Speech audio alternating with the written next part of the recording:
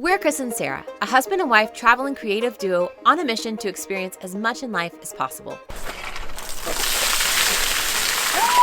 This channel is dedicated to documenting our adventures that will turn into memories that will last a lifetime.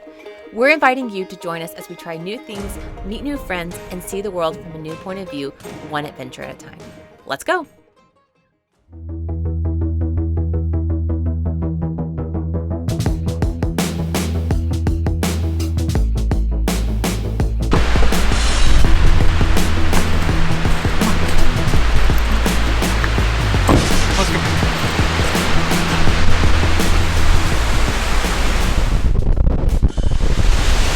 We're gonna go hiking in this.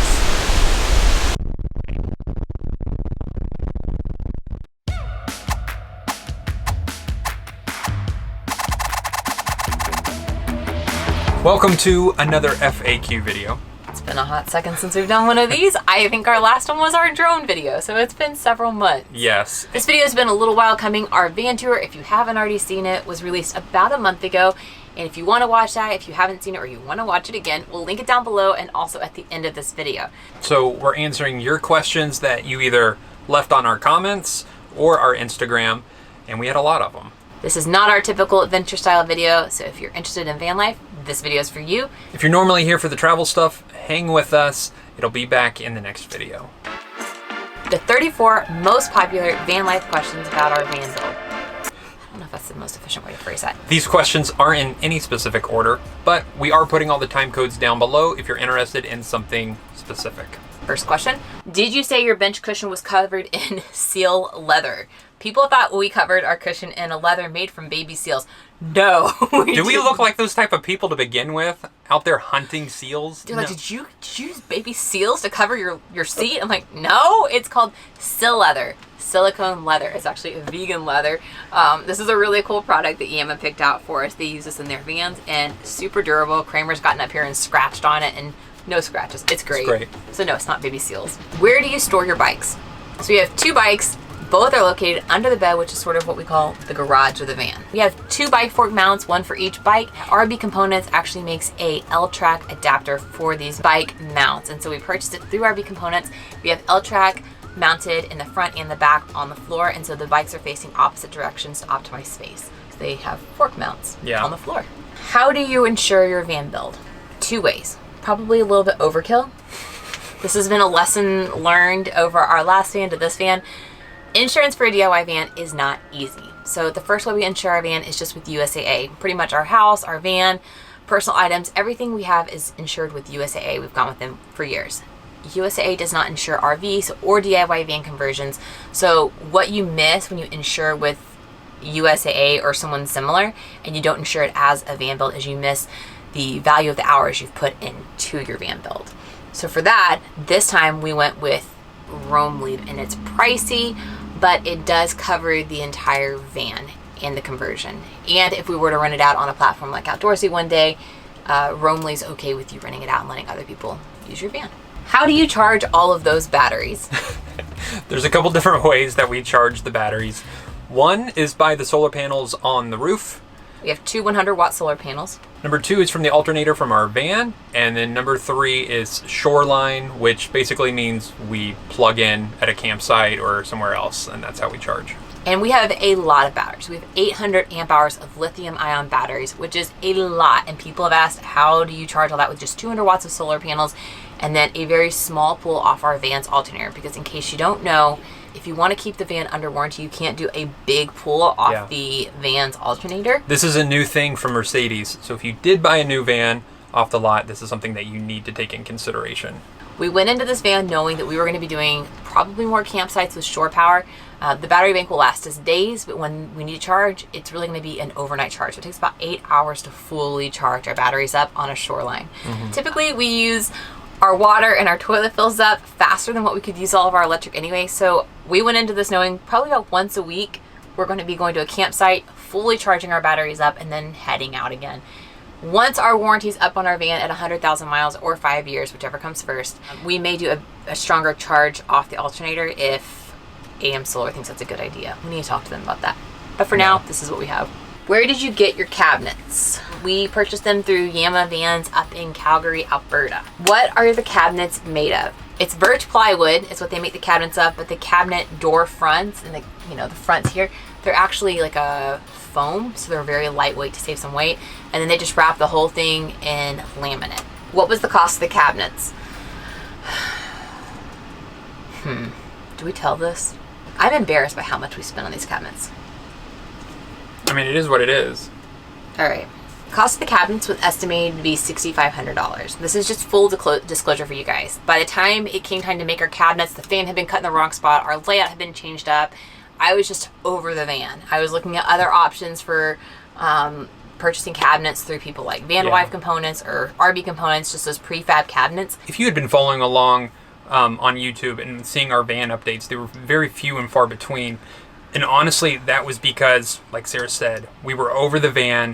It was a nightmare. It was just a nightmare. It really was a nightmare. And we really didn't want to talk about it online. We didn't want to make videos about the van. We just didn't want to do anything because it seemed like everything that we were doing was either backlogged or something was going wrong. We always had to think of something. And it wouldn't have been a very positive video. Like, no. You guys were just watching us complain for 15 minutes, and we don't want to always be those people. No. And so we were like, you know what? We will splurge on the cabinets. We will pay the money, so it is one less thing that we have to think about, because at the end of the day, we were both tired and burned out and did not want to think about one other thing when it comes to this van. So that's the justification and why we bought them, and we're okay spending that price tag.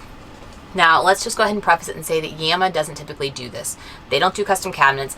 This is something they did for us as friends. They have thought about doing prefab cabinets one day, so if you're interested in that, you can reach out to them, that kind of thing. I don't know if they're going to. It was definitely a learning process for all of us. I mean, truthfully, if we're just being totally honest, we always want to be honest with you guys, I would not do it again. Yeah. Just fully transparent, would not do it, especially for the price tag. It's a huge learning curve, especially if you're not there. But I think my problem with it is that we got on a call with them to talk about some of the issues with it. And the options were, well, you either can do it yourself or you can drive your van up to Calgary. I didn't pay $8,200 for cabinets to have to go drive my van to Calgary and get a hotel and have them fix my van too. It just was a lot of money. So I think, not that I had a better solution, but I think for the price tag, I was expecting the full service they would give their other clients, and we didn't feel like we got that. So, would I do it again? No. I think that our IKEA cabinets were better condition and better quality than these. Yeah. It hurts to admit because we paid a few $100s for IKEA cabinets for our first van. And we lived in that van for a year and a half. We really had those cabinets for 2 years before we sold our van. Never had a chip, never had a crack, never had any sort of structural issues with those things at all. We've already had these cabinets chip in 8 different places now. The laminate's chipping off them. I feel like the cabinet hinges are coming loose where the wood is worn out some. I'm not happy. And then the other big issue that we ran into was that the hole for the refrigerator was cut to the wrong dimensions, only slightly. It actually ended up being a 3 or 4 day project of me chiseling out very small amount of the floor so we could slide the fridge in. And now the fridge is in the Sort of in the box. Listen, this is what it does, though. Hear that squeaking? It doesn't actually fit in the box yet. Yeah, so with that said. And we paid good money to have this really professional look, and we see plywood that we've had to paint because we had to chisel off the laminate. Yeah, so... Is this too much? Are we complaining too much? Once we got the fridge inside, it's stuck. We can't get the fridge out, which is... It is what it is. We're not planning to take the fridge out. But then it wasn't working as well because it wasn't venting properly. And so we had to cut holes into the bottom of the cabinet.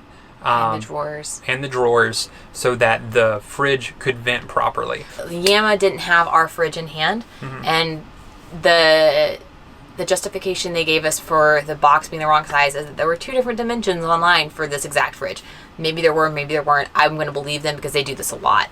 So sure, the cabinet dimensions were wrong. That's one thing. But the dimensions for the fridge clearly indicated that the vent was in the back of the fridge, so the lower part, not on the side, but they vented our box on the side. So our fridge, when we turned it on, it wasn't venting because the box is so tight. And so the fridge was running for 24/7, just constantly running for the first few days. And the freezer wouldn't even freeze. The fridge wasn't cold because it was just so hot. And so we had to take saw holes and drill holes into our $8,000 cabinets. And it was a nightmare. So anyway, that's the big headache. So would we do these cabinets again? No. So if you're looking to put cabinets in your van, I would go to IKEA. I know and IKEA gets dumped on all the time. No, yeah, but our last cabinets were from IKEA and they worked great. If you're watching this video and you're like, wow, you know, They really just took a dump on that's a lot. Yeah, we are frustrated, but there's a point to where you go to the professionals who, like, you're hoping that they're going to solve those problems for you. And to pay for. And that's what you paid for. And time again, especially with us dealing with other van conversion companies, you just need to be careful because a lot of these guys, it's like the Wild West right now. Everybody's trying to do something in the van world. They're trying to keep up with it. So if they say that they're a professional, by all means, they probably are.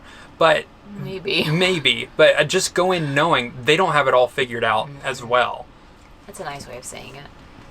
Yeah, I think where my frustration comes, though, is that in the consultation for these cabinets, the exact phrase, "these will be way better than IKEA cabinets," was thrown out there by the builder. And I can honestly say it took me about 2 days with these cabinets before I realized our IKEA cabinets were better than these. We used to throw our backpacks up against those IKEA cabinets and we would scuff up against them and Kramer would shake dirt all over them and they were fine. These, I don't even let my backpack hardly nudge it. I did nudge it with a backpack one time and they chipped. And so now every time we're like barely moving around and you're hoping they don't break. So with that said, frustrating. Learn from our experience. If you're wanting somebody to build your cabinets, go in knowing that there is a learning curve with these things and be very hands-on. If we did it over again for these cabinets, what I wish we had done, I would have either built our cabinets using 80/20 in birch plywood and then either just laminated them ourselves or done a finish, because these cabinets, when they scuff, you can't just sand it down and refinish it like you can wood. The laminate is just chipped and it's done. And chances are this laminate's going to be discontinued by the time we ever need anything to be. Yeah. All right, so that's our rant about the cabinets. Let's go on to the next question.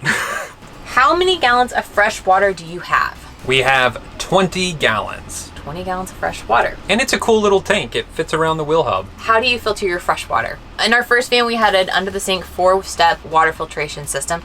That way, we had a peace of mind that we could fill up pretty much wherever we wanted to and that we'd be safe. It takes up a lot of valuable interior space in your kitchen.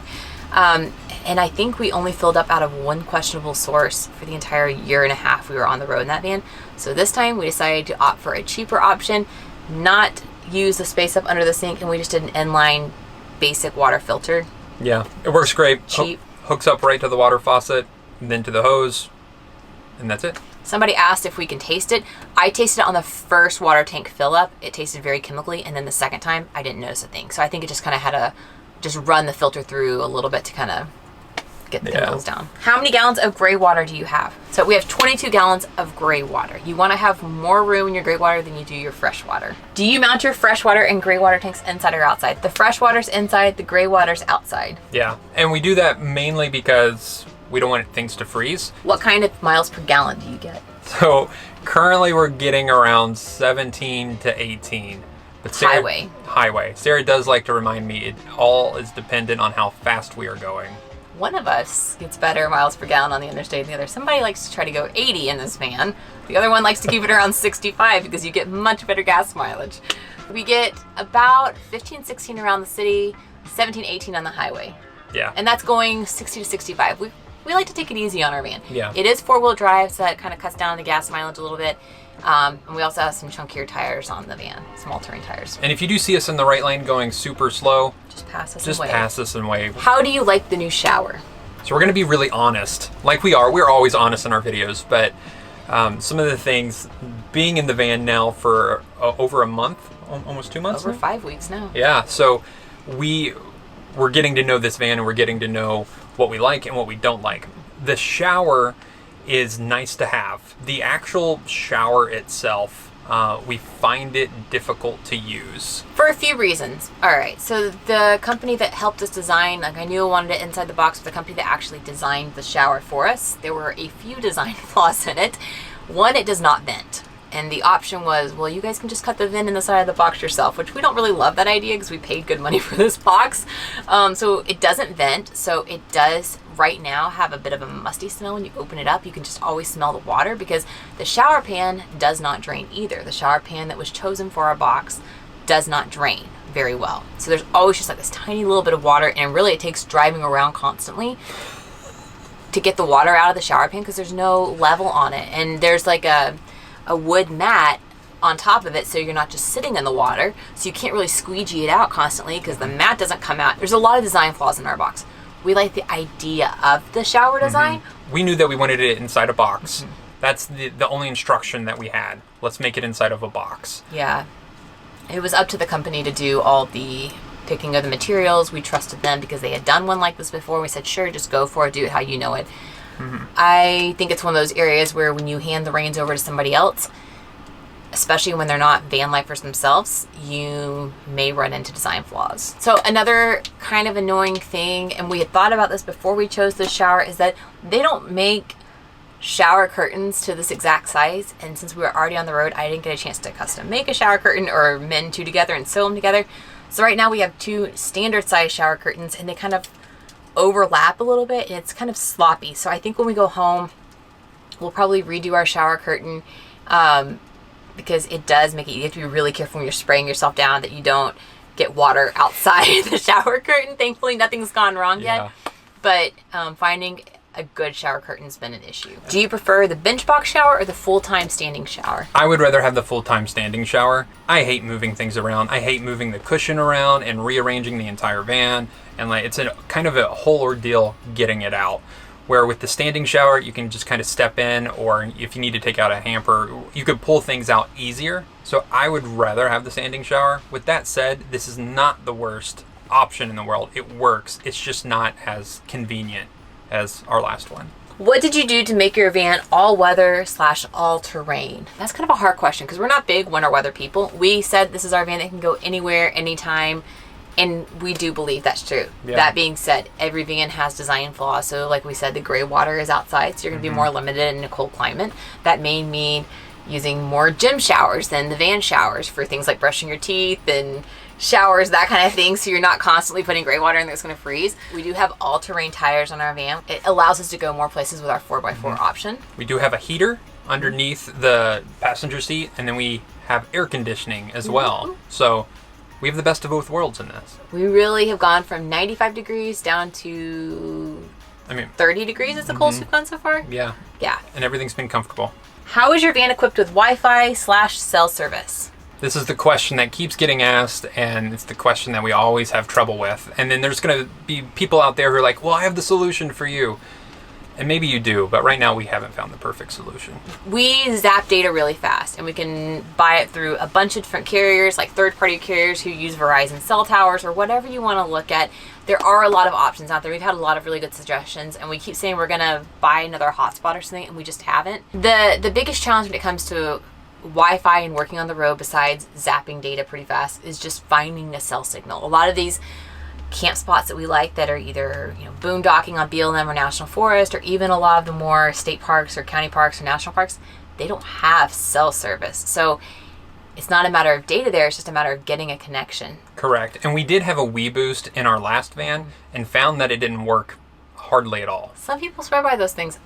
We never really noticed. Like, we could see the bar kind of like it goes up 1 or 2 bars when you have it, just sort of takes your signal and boosts it a little more. I didn't think it did that much. Did you? No, I didn't. And we have Verizon currently, so we have signal pretty much everywhere we go. We found it consistent with... it's got the best coverage. Yeah, it's got the best coverage. Our problem with Verizon now is that we use our data so much that when we get into a really high congested area, they will throttle us. So we can't even load pictures on our phone, or we can't do anything. It becomes kind of useless, but technically you have data. It's just super slow. So for now, we have Verizon, we have our cell phones as hotspots, and we also have the exterior jetpack hotspot. Through Verizon. In total, we have 80 gigs or something like that? Yeah, we have about 80 gigs of data. And then from there, we find Wi-Fi through breweries, through coffee shops, through co-working spaces.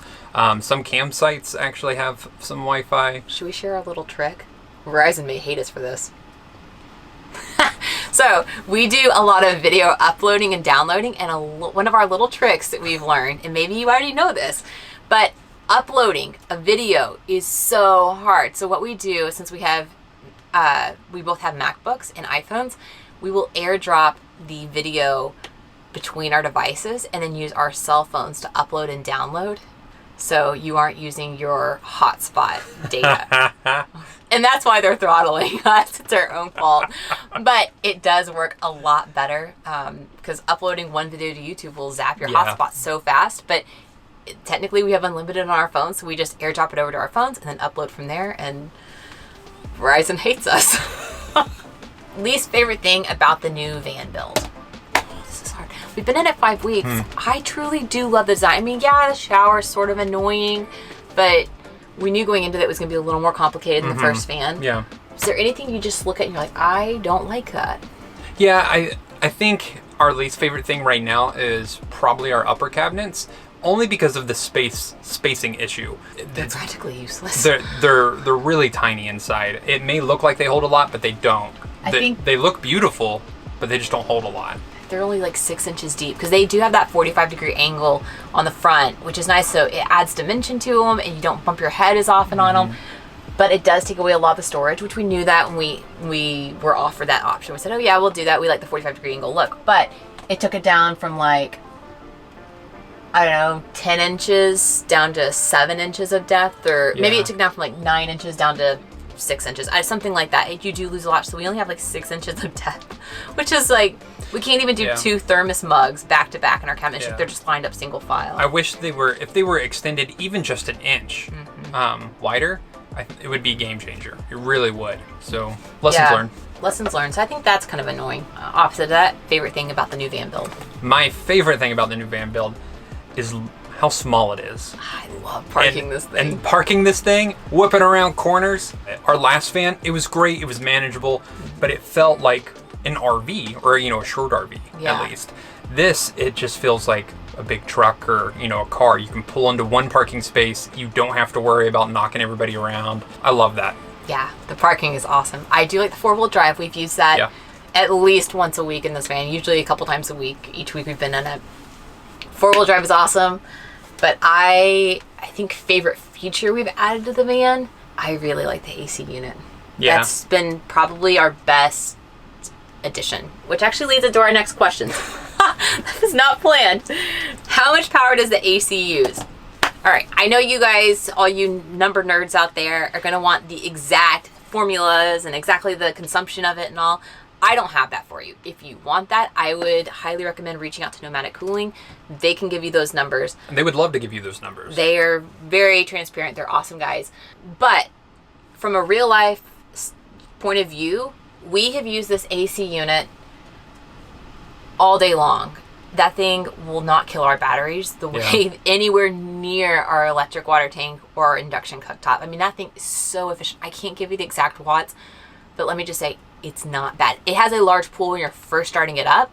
Let's just say this. We've had the AC on literally all day, and I think it dropped our percentage and our batteries down maybe 4 or 5%. I think if you're looking at going for an AC unit, this is about the most efficient AC unit you're gonna get. It really is.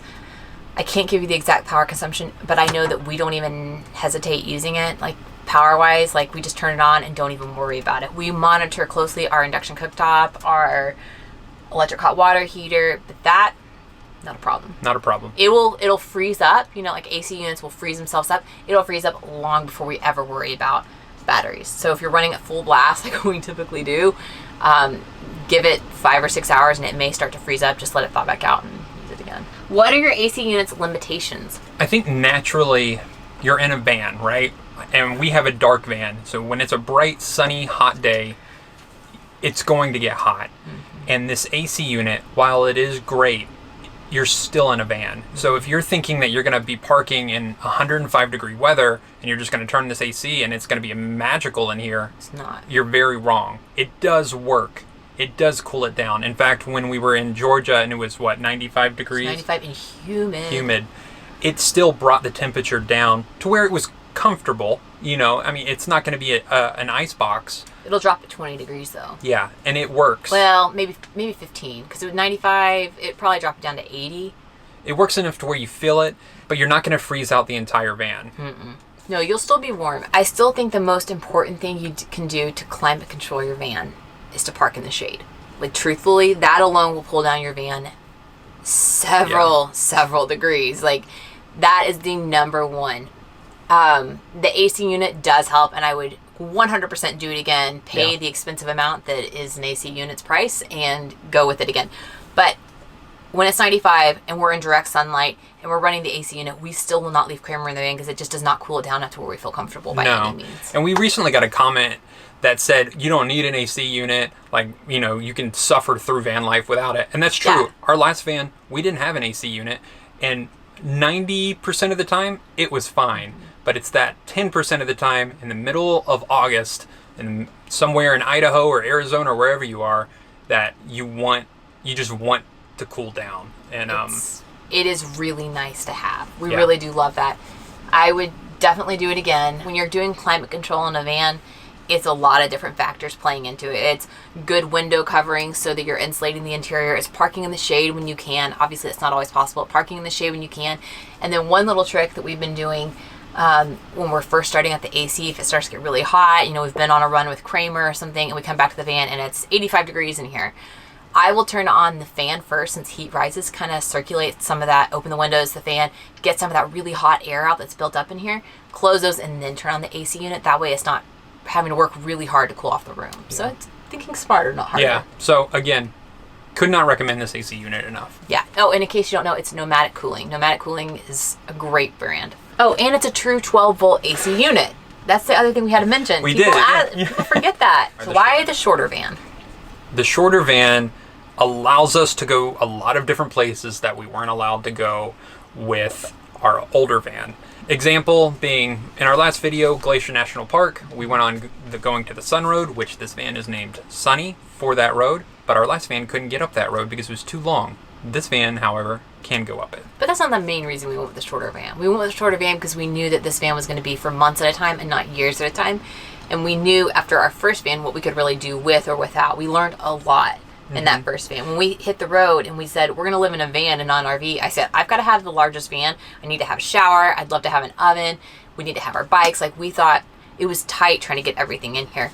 But then after you live in it for a year and a half, you really learn the workflow, what you need and don't need. Yeah. And we were able to cut stuff down. And while we say that we would do this months at a time, we could live in this full time. I really believe that. And we still have everything that we want in the van. And then I think the only thing that we're missing from our last van is the oven. Wow. Which is really mind-boggling. So we're okay. And more, because we didn't have a good bench like this last time. So we're okay being in a smaller space. But if you would have asked us 3 years ago when we were ready to get into our first van, we're like, no, we need at least a 170. Yeah, we were going from 1,100 square feet to 85 square feet. And we thought that was small.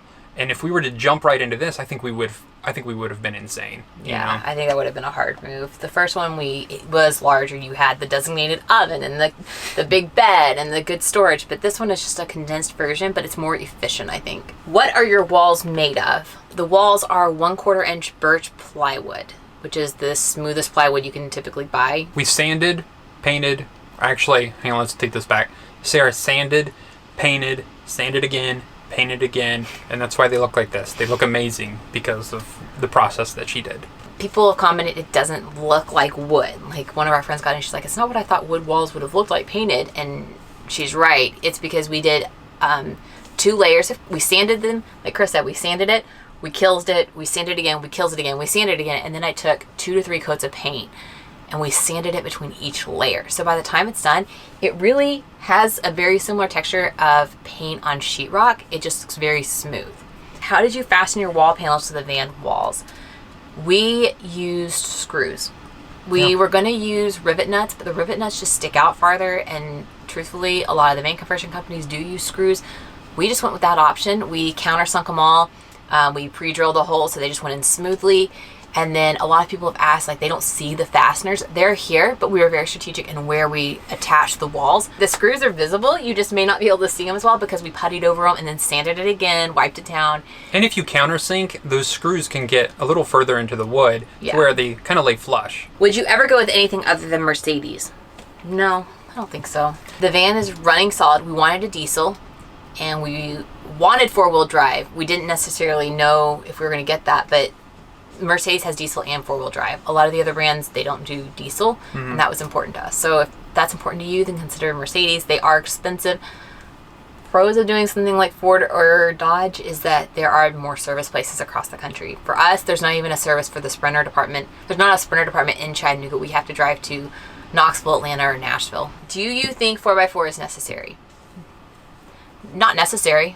If you want to go off-grid a lot and you really want to just go and get lost down forest roads and that kind of thing, and it's going to be a regular thing, 4x4 is awesome because it will help you get out of predicaments if it's really muddy. You know, always have the gear you need, the recovery gear you need. But unless you're going to do that a lot, you can get by with 2-wheel drive, maybe add some all-terrain tires on your van. That's what we did in our first van, and we felt like the all-terrain tires alone helped us get down some rockier roads. And we got a lot of places in that last van. This one, we're getting a lot more of different places, but I don't think 4-wheel drive is necessary. I think a lot of the reason we're going into different places is strictly because it's a shorter van too. Yeah.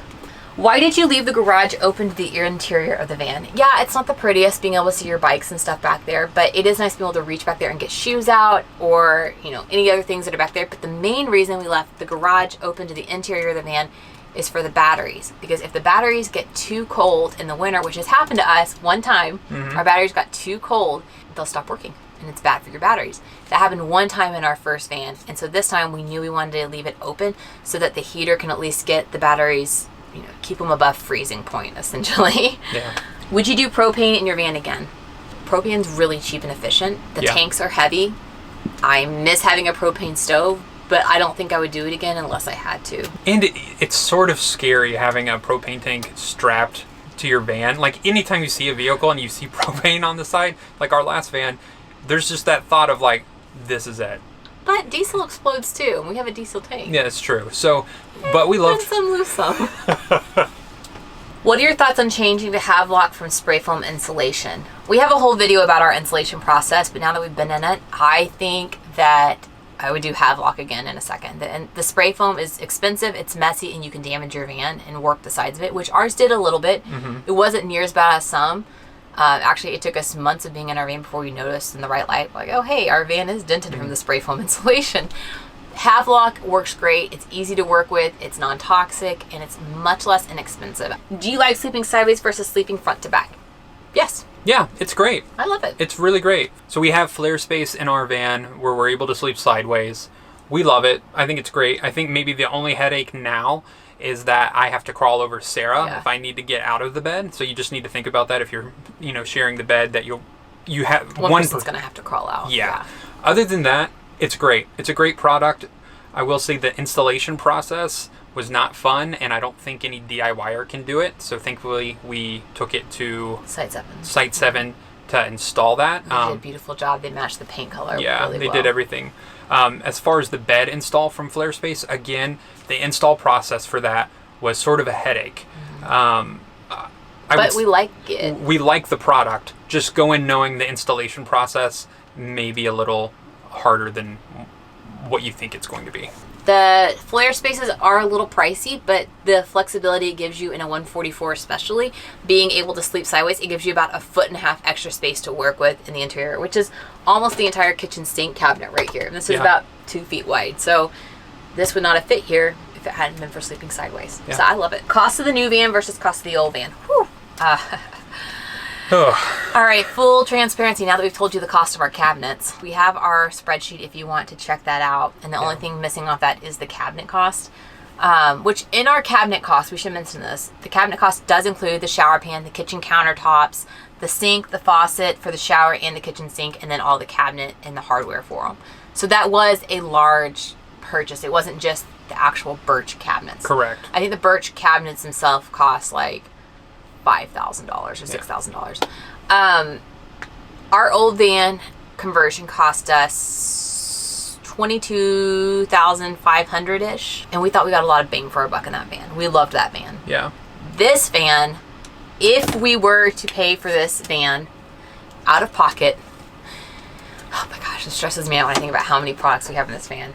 This van would have cost us $52,438.15. And we don't have that kind of money. No. No, we don't. No, we had a lot of very generous partners, so thank you to everybody who partnered with us. But we did not put that much money into this. In fact, I think we put about the same amount of money into this van. In fact, I know we did. Out of our own pocket, we only put roughly what we put into our first van. Yeah. So this van, when you look on the outside and you look on the inside, this is a lot of van. It's a lot of van. And it's funny because we get out of it and people kind of look at us weird. They're like, why are you driving that thing? I think we do need to mention this in this section. We do get treated differently in this van from our last van. Yeah. We do. I feel like van lifers look at us and they're like, wow, they're really high maintenance, trust fund kids. And we don't get like the van lifer wave that we used to get in our first van. No, we don't. I miss that. Yeah. Now they think we're like... Now they think we're just rolling in the dough. No, we're not. But we're rolling in a really cool van. So your van doesn't have to look like this. I think where a lot of our budget went this time were products like the AC and the batteries. We have a massive battery bank, and all that adds up really fast. And the cabinets alone. That's the cost. That's and the then cost. people are going to ask, what did the van itself cost? Our van was for sale for $58,000. We got it for $50,000. What are financial splurges that you made in this van that you love and regret? I regret the cabinets, but I love the AC and the batteries. Those would, if we had bought, those are some of our brand partners, so we didn't have to splurge as much as what you may think. Oh, another splurge that we love is the awning. I forgot about the awning. The awning. Oh, yeah. It's amazing to be able to pull up somewhere and just have this awning set up, and it's just, it feels like an extension of a room. It's really nice. And it does cool down the van. Like if the sun's coming in from that side, it really does drop the temperature. I think it was about $1,500. Yeah. It is pricey, but honestly, that was a really nice splurge. It's the Fiamma 80S, the hand crank one. Last question, and the most important question, one that you have all been waiting for. What does Kramer think of the new van?